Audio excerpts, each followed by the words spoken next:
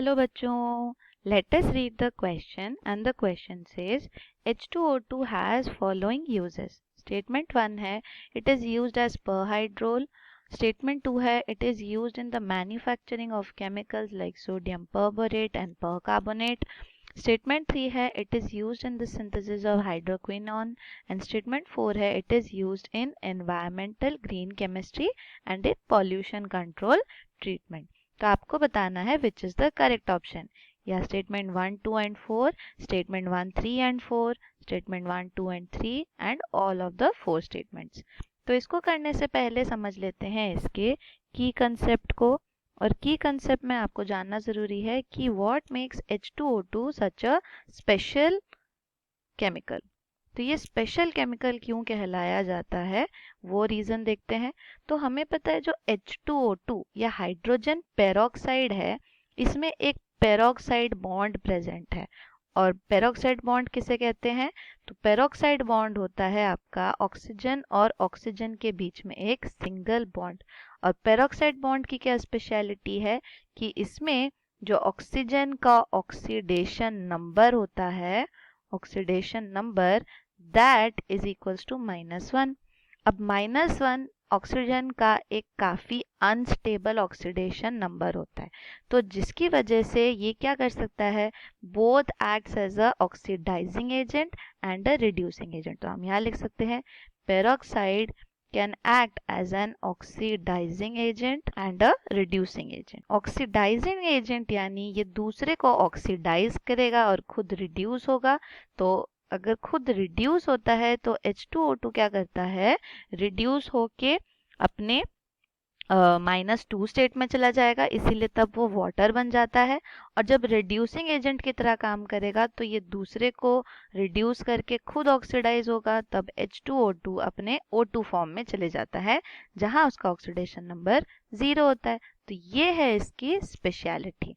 अब इसी स्पेशलिटी की वजह से H2O2 के काफी सारे यूजेस होते हैं। तो एक एक करके स्टेटमेंट वाइज देख लेते हैं यूज। फर्स्ट यूज है पर हाइड्रोल। ये एकदम करेक्ट स्टेटमेंट है। जो आपका पर हाइड्रोल होता है it also contains a peroxide bond. तो ये जो वर्ड पर आ रहा है ना, that represents your peroxide bond ही। तो इसमें क्या होता है, पर हाइड्रोल होता क्या है, it is an antiseptic and a germicide. Antiseptic and germicide. Germicide यानी ये जर्म्स को किल करने में हेल्प करता है।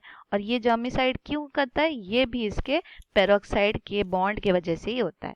तो पर हाइड्रोल होता क्या है एक्चुअली में, this is only 30% weight by volume of H2O2। तो इसी चीज को ही हम पर हाइड्रोल बोलते हैं। तो इसीलिए ये स्टेटमेंट तो आपका एकदम सही है। ओके, तो हम इसको बोलेंगे this is a correct statement. Next आपको क्या दिया हुआ है, नेक्स्ट आपको दिया है it is used in the manufacturing of sodium perborate. तो सोडियम परबोरेट में भी आपके पास एक परऑक्साइड बॉन्ड है, सोडियम परबोरेट। तो ये जो पर यूज कर रहे हैं वैसे ही पर कार्बोनेट। तो ये जो बार बार हम पर यूज कर रहे हैं, पर मतलब इसमें यहाँ पे पेरोक्साइड बॉन्ड का ही यूजेज है। और सोडियम परबोरेट या पर कार्बोनेट क्या होता है, ये काफी ज्यादा डिटर्जेंट्स में यूज होता है और अच्छे डिटर्जेंट्स में आपको ये मिलेगा। तो अगर आप इसका स्ट्रक्चर देखेंगे, बोरेट का स्ट्रक्चर, तो यहाँ पे आप बहुत इजीली डिटरमाइन कर सकते हैं इसके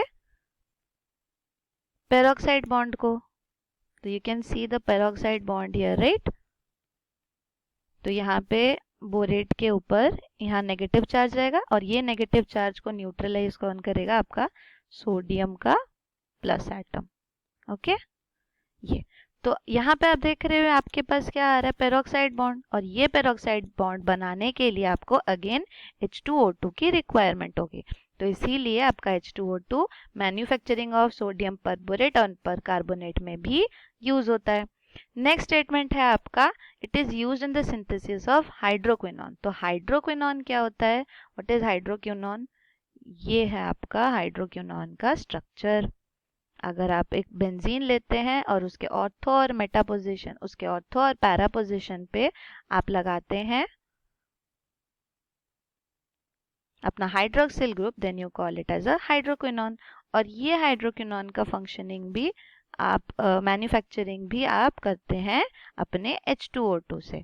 हाइड्रोक्विनोन फर्दर फिर किस में यूज होता है, ये आपके फार्मास्यूटिकल्स में बहुत ज्यादा यूज होता है, फार्मास्यूटिकल्स। ओके, तो वहां पर भी आपका H2O2 इज यूज। तो थर्ड स्टेटमेंट भी करेक्ट है। और फोर्थ स्टेटमेंट है it is used in environmental green chemistry. अब क्या होता है, हमें पता है जो हमारा H2O2 है ये ऑक्सीडाइजिंग और रिड्यूसिंग एजेंट दोनों की तरह काम कर सकता है। जब ये एक स्ट्रॉन्ग ऑक्सीडाइजिंग एजेंट की तरह काम करता है, स्ट्रॉन्ग ऑक्सीडाइजिंग एजेंट, तब क्या होता है, ये अपना एक ब्लीचिंग एक्शन दिखाता है। ब्लीचिंग एक्शन यानी ये क्या कर सकता है, ऑक्सीजन को रिमूव करवा सकता है सामने वाले एलिमेंट से, राइट।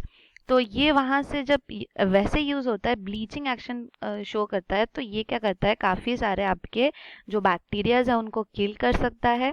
फिर अगर फर्दर आपके जो एफ्लुएंट्स होते हैं, इंडस्ट्री का जो वेस्ट होता है एफ्लुएंट्स, उसको आप क्या कर सकते हो, डिसइंफेक्ट कर सकते हो with the help of H2O2। Further ये उनको ट्रीटमेंट भी करते हैं, ट्रीटमेंट यानी उसको लेस पॉइजनस बनाते हैं with the use of H2O2। तो ये क्या होता है, आपके एनवायरमेंटल फ्रेंडली भी हो जा रहा है, एनवायरमेंट प्रोटेक्ट भी कर रहा है, एनवायरमेंट प्रोटेक्टर, और इसीलिए इसको हम ग्रीन केमिस्ट्री में काफी ज्यादा यूज करते हैं। ग्रीन केमिस्ट्री यानी जो एनवायरमेंटल फ्रेंडली हो। ओके, तो इसीलिए ये स्टेटमेंट भी आपका ट्रू है।